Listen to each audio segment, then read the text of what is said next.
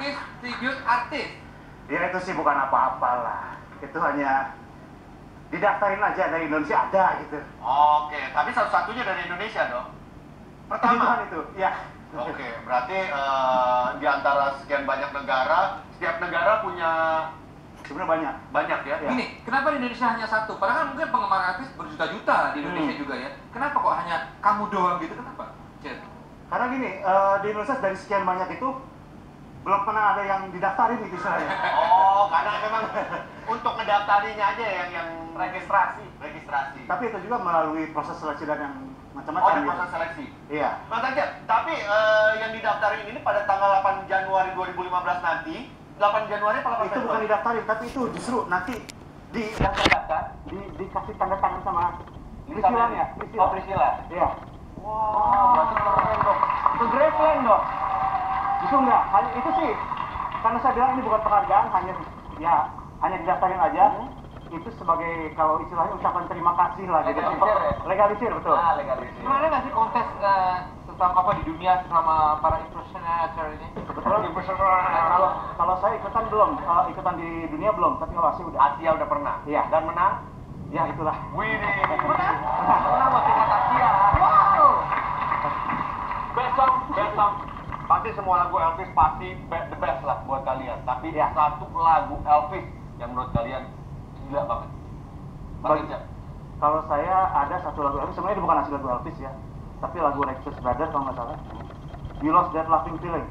Itu di situ Elvis keluar gila suaranya. Saya pikir nggak akan ada orang lain yang bisa nyanyi kalau gitu seperti sebagus Elvis. Yang mana sih itu? Saya malah, wah ini mau saya fans sejati, tahu banget semua. Kalau You Lost That itu, rasanya gini. You lost that loving feeling. Oh, loving feeling. Gitu. Tahu Righteous Tahu, Brothers. tahu. Nggak tahu kan? Enggak, saya. Oke.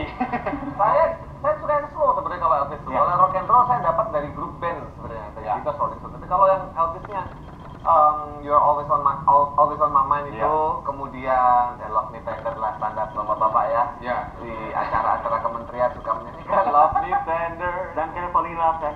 Can I Fall in Love saya paling suka. Karena apa? Karena Can I Fall in Love itu ternyata ada turunannya sekarang. Jadi lagu Can I Fall in Love itu sekarang turunannya adalah Now and Forever Richard Marx. Jadi chordnya persis.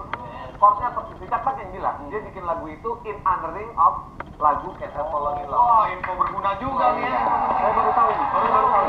Dia ngomong, jadi chord coba kalau dimainin sama, chordnya sama progresinya sama. Coba Ya. sedikit kalau non forever. Digi tolong. Digi.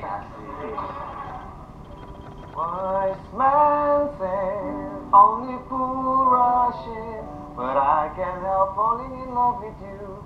Terus kalau Richard Marx, whenever chordnya sama. Whenever I'm weary, falling in love with you. Itu sama.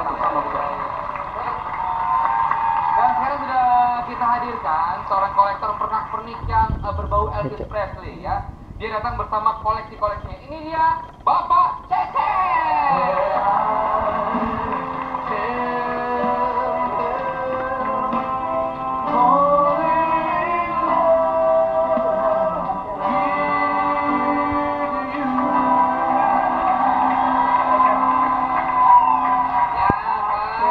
Bapak Cece, ini Bapak terlihat dulu pas zaman Elvis, Bapak ngefans dari Elvis zaman kapan Pak?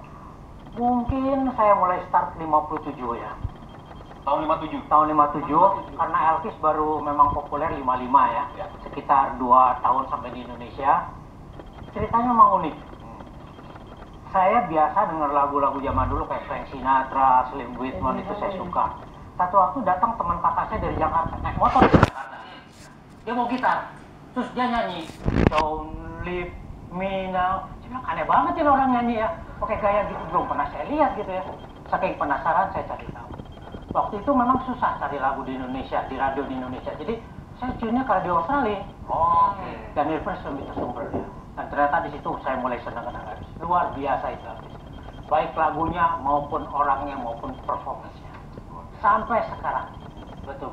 Sampai sekarang, dan Pak Cecep ini termasuk pendiri dari Elvis Fans Club di Indonesia. Ya, betul. Berarti Bapak waktu tahun 57 Bapak udah umur berapa, Pak?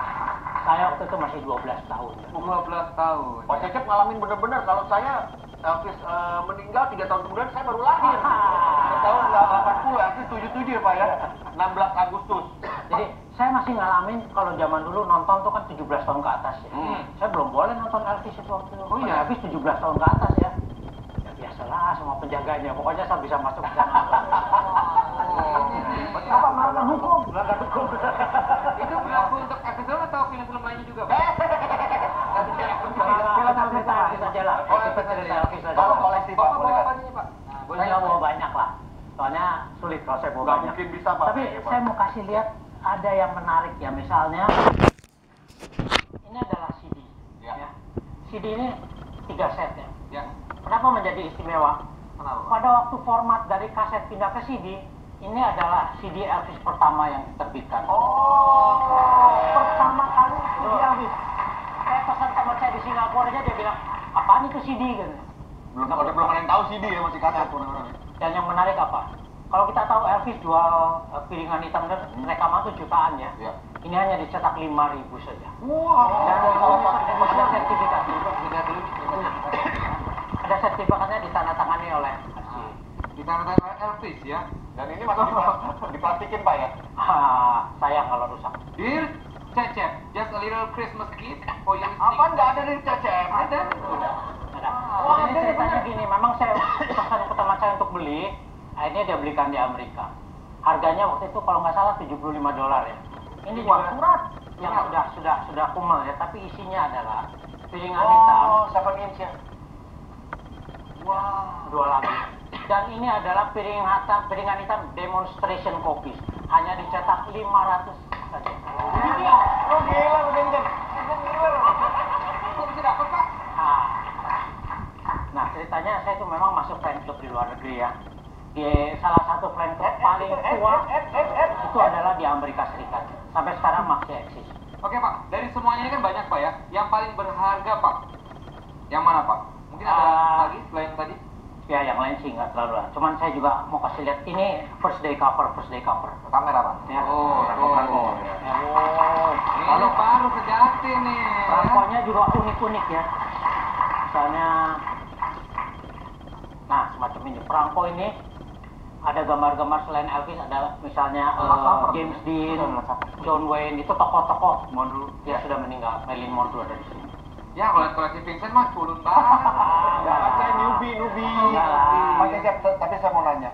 Pada saat Elvis meninggal, ya kan, tahun 77, mungkin saya belum lahir. Hence pun mungkin baru lahir, atau Pongki mungkin baru lahir. Pongki udah 17 tahun. Tapi pada saat itu yang ngerasain banget, Pak Hence pasti udah ngerasain banget, tahun 77. Dan pada saat Elvis meninggal itu adalah sebuah momen bersejarah, salah satu momen bersejarah. Pada saat itu, bagaimana seorang Cecep yang ngefans berat sama Elvis? Ya kita sangat merasa kehilangan ya.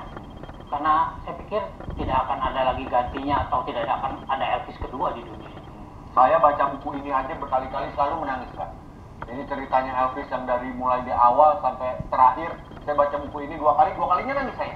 Saya pernah baca buku. Kenapa itu? Karena sambil ngupas bawang. Jadi pancing. Kemarin juga saya baca buku Elvis, saya nangis juga. Kenapa? Saya nggak ngerti bahasa Inggris. Gimana caranya?